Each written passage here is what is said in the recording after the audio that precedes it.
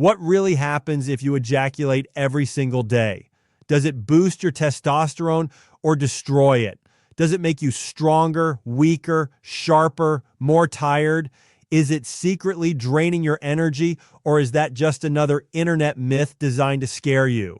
Today, we're going to break this down honestly, no shame, no exaggeration, no fake superpowers, just real science, real physiology, and what it actually means for your body, your hormones, your brain, your muscle growth, your motivation, and even your long-term health. And I want you to watch this all the way through because some of the biggest myths around daily ejaculation are completely backwards. First, let's talk about what actually happens inside your body when you ejaculate. The moment you reach orgasm, your brain releases a cocktail of chemicals. Dopamine spikes. That's your pleasure and reward neurotransmitter. Oxytocin rises, which creates feelings of bonding and relaxation. Endorphins are released, giving you that calm, almost sedated feeling afterward. And prolactin increases sharply, which is associated with sexual satisfaction and temporary reduction in arousal. Right after ejaculation, most men enter what's called the refractory period. This is a natural phase where your body temporarily can't become aroused again. The length of this period depends on age, health, hormones, and overall lifestyle. Younger men may recover quickly, older men may take longer. Now, here's where the myths begin. A lot of people claim that ejaculating daily destroys testosterone, but when we look at actual research, testosterone doesn't dramatically crash because of daily ejaculation. Short-term changes can occur, but they're usually small and temporary. In fact, some studies have shown that abstaining for about 7 days may cause a slight spike in testosterone, but after that, levels stabilize again. It's not some magical endless increase. So if you're worried that daily ejaculation is tanking your testosterone and killing your gains in the gym, the evidence doesn't really support that. Your testosterone levels are far more influenced by sleep quality, resistance training, body fat percentage, stress levels, diet, and overall metabolic health than by how often you ejaculate. But that doesn't mean frequency has zero impact. Let's talk about your brain. Every time you ejaculate, dopamine spikes.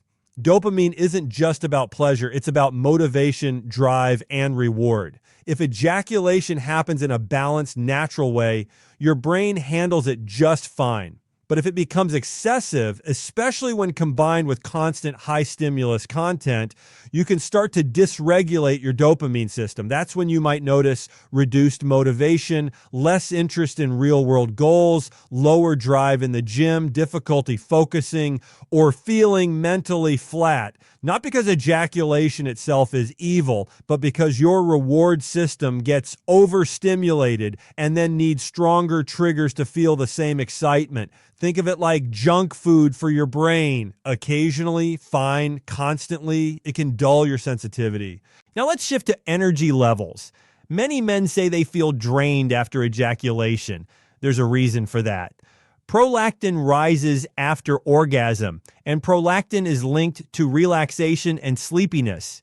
Your nervous system shifts from sympathetic mode, which is your high alert state, into parasympathetic mode, which is rest and recovery. That's why you often feel calm or even tired afterward. If you're ejaculating daily, especially at night, it might actually help some people sleep better because of that relaxation effect.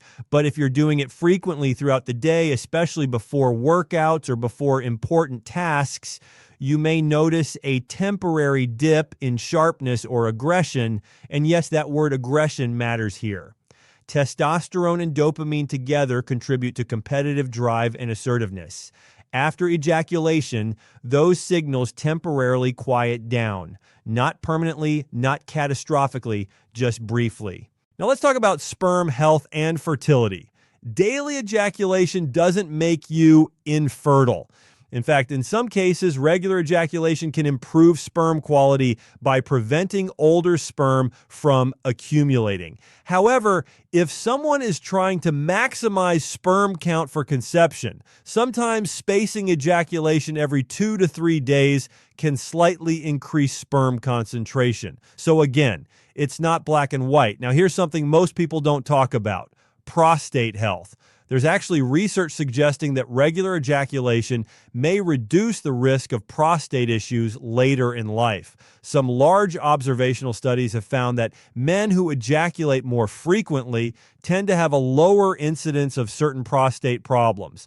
The theory is that regular release may help clear out inflammatory substances or reduce stagnation in the prostate gland. So in that context, daily ejaculation isn't harmful. It may even be protective, but we can't ignore the psychological side. If ejaculation is driven by boredom, stress, anxiety, loneliness, or compulsive habits, that's where problems can begin. It's not the physical act itself that causes damage, it's the underlying pattern. When it becomes a coping mechanism for every negative emotion, your brain learns to rely on that quick dopamine spike instead of developing resilience, discipline, and healthier stress management tools. And this is where people confuse cause and effect. They blame ejaculation for their low motivation. But in reality, it's often excessive stimulation combined with lack of purpose, poor sleep, bad diet, no exercise, and constant digital overload. Now let's talk about muscle growth and gym performance. There's a long-standing belief that abstinence makes you stronger. Some athletes claim they feel more aggressive and powerful when they avoid ejaculation before competitions. There may be a psychological component to that. If you believe abstinence makes you stronger, that belief alone can influence performance. Physiologically, short-term abstinence might slightly increase arousal and competitive drive, but it doesn't magically double your testosterone or turn you into a superhero. Strength gains come from progressive overload, proper protein intake, recovery, and consistent training. Daily ejaculation does not automatically shrink your muscles, but if it's interfering with sleep, recovery, or motivation to train, then indirectly, yes, it could affect your progress. Now let's talk about mental clarity. Some men report that after several days of abstinence, they feel more focused and confident. Why might that happen? One possibility is dopamine recalibration. When you reduce frequent stimulation, your brain becomes more sensitive to normal rewards again. Everyday tasks feel more engaging. Your baseline motivation improves. But here's the key. That effect is more about reducing overstimulation than about semen retention itself. Your body is constantly producing sperm. It's not like you have a limited life force that disappears forever each time you ejaculate. That idea comes from ancient belief systems, not modern physiology. The nutrients in semen are not so massive that losing them daily causes nutritional depletion in a healthy person eating a balanced diet. Now let's address the idea of energy loss. Some people describe feeling weaker after daily ejaculation. In healthy individuals, there's no major caloric loss or nutrient depletion significant enough to impact overall vitality. The fatigue feeling is more neurochemical than physical. It's the shift in hormones and neurotransmitters creating a relaxation response. And that relaxation isn't inherently bad. It becomes an issue only if it replaces productive behavior. So what happens if you ejaculate every day? For most healthy men, nothing dramatic. Your body adapts. Hormones remain within normal range. Prostate health may benefit. Stress may reduce temporarily. Sleep may improve for some. But if it becomes compulsive, tied to constant artificial stimulation, done multiple times a day, or used as emotional escape, then you may notice reduced motivation, dopamine imbalance, difficulty focusing, and possibly decreased sexual sensitivity over time. There's also something called desensitization. When your brain gets used to frequent high-intensity stimulation, real-life intimacy may feel less exciting. That can affect relationships, again, not because ejaculation itself is harmful, but because overstimulation rewires reward circuits. Moderation is key. Your body is built to handle sexual activity. It's a normal biological function. It's not a toxin. It's not a magical superpower either. It's simply physiology. If you're training hard, sleeping 7 to 9 hours, eating nutrient-dense food, managing stress, and living with purpose, daily ejaculation alone is unlikely to destroy your health. But if you're exhausted, unmotivated, scrolling all night, skipping workouts, eating poorly, and using ejaculation as constant escape, then frequency becomes part of a bigger problem. So instead of asking, is daily ejaculation good or bad? The better question is my lifestyle aligned with my goals? If you feel strong, focused, confident, and productive, your current frequency is probably fine. If you feel drained, distracted, and unmotivated, experiment. Try reducing frequency for a week or two. See how you feel. Pay attention to sleep, gym performance, mood, and productivity. Not because abstinence is magical, but because awareness creates control. At the end of the day, your hormones are resilient, your body is intelligent, and your health is shaped far more by consistent daily habits than by one single biological function. The real power isn't in never ejaculating, it's in mastering your impulses so that your actions serve your goals, not the other way around. And that's what most people never talk about. When daily ejaculation is healthy behavior versus when it becomes a stress-driven coping pattern is not about counting numbers on a calendar. It's about understanding intention, emotional state, self-control, and how your behavior fits into the bigger picture of your life. The same action can exist in two completely different psychological environments. In one environment, it's natural balance connected to desire, intimacy, or simple biological release. In the other, it's compulsive, reactive, triggered by anxiety, boredom, loneliness, or avoidance. The physical act may look identical from the outside, but internally the wiring is completely different. Let's start with what healthy actually looks like. Healthy daily ejaculation happens when it's aligned with genuine sexual desire rather than emotional escape. It happens when you feel in control of the decision. You're not fighting an urge that feels overwhelming. You're not promising yourself you'll stop and then immediately breaking that promise. You're not using it to numb something you don't want to feel. It's simply a normal expression of sexuality, either through intimacy with a partner or through solo release without shame, secrecy, or compulsion dominating the experience. In a healthy pattern, daily ejaculation does not interfere with your responsibilities. You still wake up on time. You still train hard. You still focus at work. You still pursue your goals. You still engage socially. You don't cancel plans or delay important tasks because you feel pulled towards stimulation. It's integrated into your life, not controlling it. There's a huge difference between a behavior that fits into your schedule and one that rearranges your schedule around it.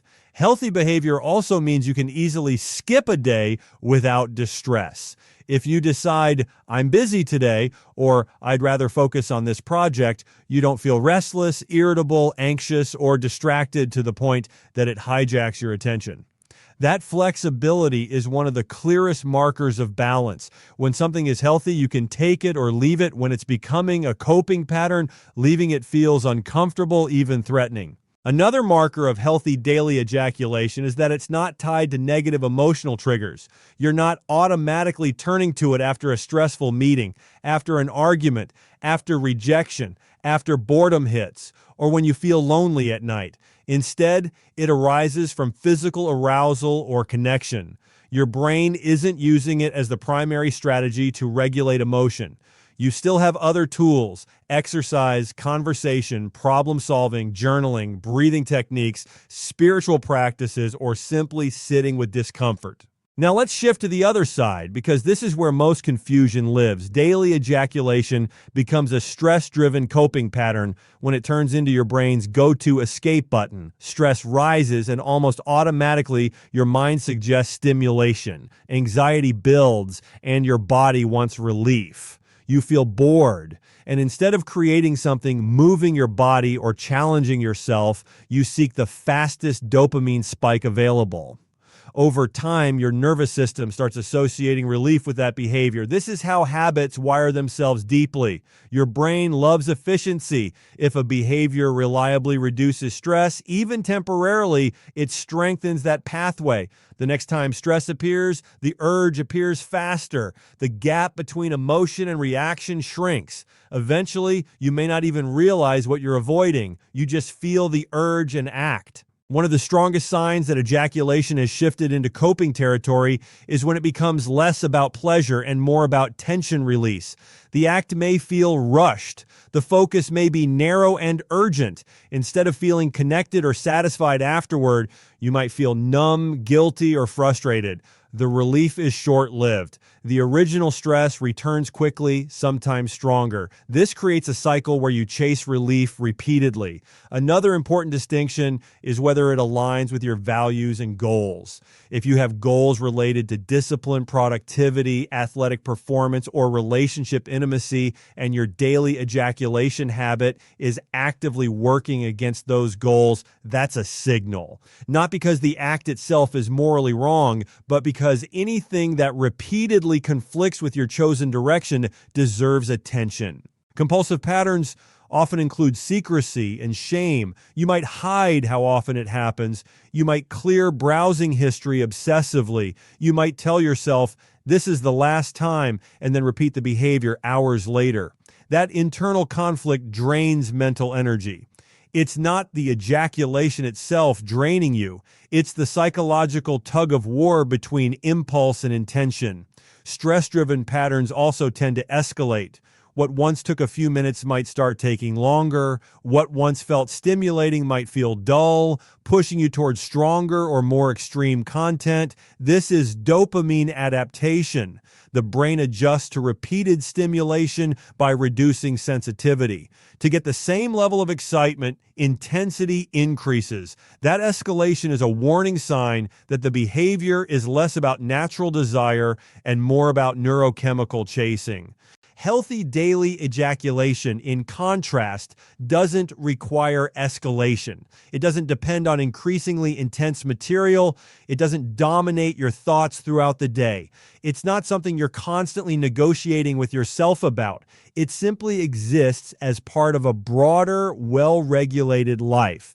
A coping pattern often reveals itself in timing. Ask yourself, when does it usually happen? If it consistently appears during moments of stress, procrastination, emotional discomfort, or avoidance of meaningful tasks, that timing is telling you something. For example, you sit down to work on a challenging project, feel resistance, and suddenly the urge appears. You have an uncomfortable conversation pending, and instead of preparing, you escape into stimulation. You feel lonely at night, and instead of reaching out to someone or reflecting, you default to the quickest comfort available.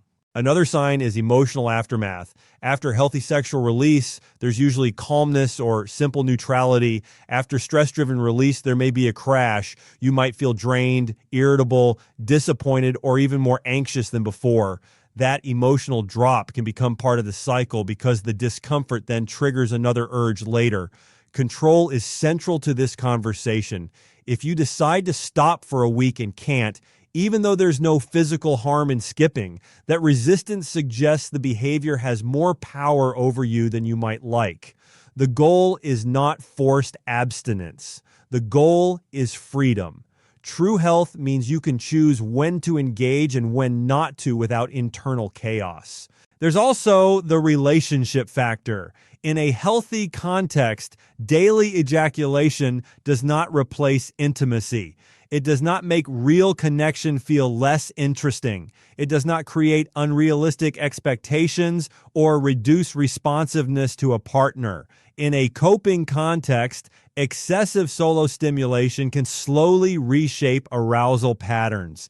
Real connection may feel slower or less intense compared to highly stimulating digital content.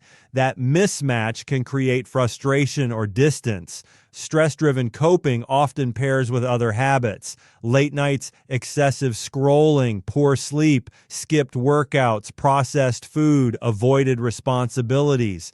The behavior rarely exists in isolation. It becomes part of a broader loop of short-term comfort and long-term stagnation, recognizing that larger ecosystem is crucial. Healthy patterns, on the other hand, exist inside a disciplined life. You train your body, you pursue meaningful work, you invest in relationships, you sleep well, you eat intentionally. Sexual release is not the highlight of your day. It's simply one aspect of being human. Another powerful indicator is anticipation. In healthy behavior, sexual desire builds naturally from biological signals or emotional closeness. In coping behavior, anticipation often starts from boredom or stress. You might not even feel physically aroused at first. The idea itself becomes the trigger because your brain has learned it equals relief. The nervous system plays a major role here. Chronic stress keeps the body in a heightened state. When you ejaculate, your parasympathetic system activates, bringing relaxation. If your life lacks other reliable relaxation strategies, your brain may over-rely on this pathway. That's not weakness, it's conditioning. But awareness allows you to build alternatives, breath work, cold exposure, intense training, meditation, meaningful conversation, creative expression. One subtle but important sign of a coping pattern is decreased tolerance for discomfort. If small frustrations quickly push you towards stimulation, your resilience may be shrinking. Building resilience means learning to sit with urges without immediately acting on them. You observe them rise, peak, and fall. You prove to yourself that discomfort is survivable. Healthy daily ejaculation coexists with resilience. You can experience stress and choose productive action instead of automatic relief. You can feel lonely and reach out to someone. You can feel bored and build something. You're not enslaved to the fastest pleasure available. Another distinction lies in identity. If you see yourself as disciplined, growth-oriented, and intentional, but your behavior repeatedly contradicts that identity, internal friction grows. That friction is exhausting. Aligning behavior with identity reduces mental load. Whether that alignment includes daily ejaculation or less frequent release depends on the individual, but the key is congruence. There's also the element of time. How much of your day is mentally consumed by anticipation, fantasy, or planning around the behavior? Healthy patterns occupy minimal mental bandwidth. Coping patterns can dominate attention, distracting you from higher-level thinking and creativity. It's important to remove moral panic from this conversation. Shame does not create discipline. In fact, shame often fuels the cycle. When you feel ashamed, stress increases. When stress increases, the urge for relief increases. Breaking that loop requires compassion combined with accountability. You acknowledge the pattern without labeling yourself as broken. Biologically, your body can handle daily ejaculation. The question is psychological integration. Are you choosing it, or is it choosing you?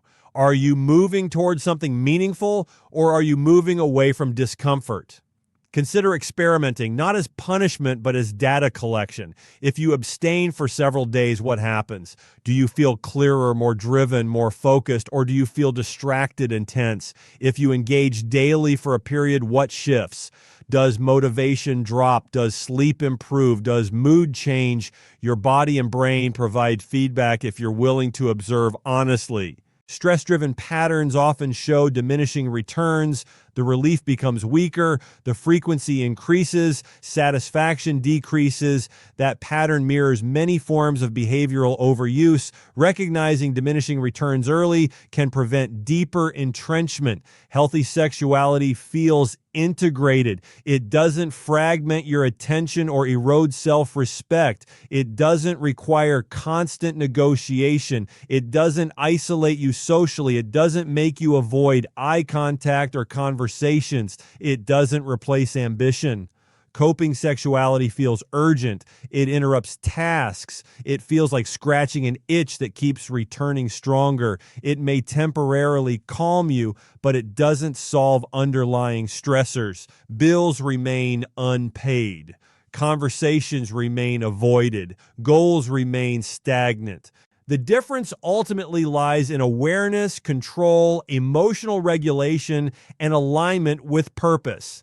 Daily ejaculation is healthy when it is one expression of a balanced life. It becomes a stress-driven coping pattern when it replaces growth, numbs discomfort, escalates in intensity, undermines goals, and feels difficult to pause. If you can step back at any moment and say, "I choose this," and that statement is genuinely true, you're operating from strength. If instead you feel pulled, rushed, or compelled, that's an invitation to build stronger internal regulation. Your nervous system is adaptable. Your habits are trainable. Your brain can recalibrate. The goal isn't extreme restriction or blind indulgence.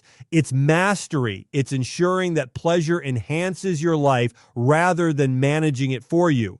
If you feel strong, focused, confident, and productive, your current frequency is probably fine. If you feel drained, distracted, and unmotivated, experiment. Try reducing frequency for a week or two. See how you feel. Pay attention to sleep, gym performance, mood, and productivity, not because abstinence is magical, but because awareness creates control. At the end of the day, your hormones are resilient, your body is intelligent, and your health is shaped far more by consistent daily habits than by one single biological function. The real power isn't in never ejaculating. It's in mastering your impulses so that your actions serve your goals, not the other way around. And that's what most people never talk about.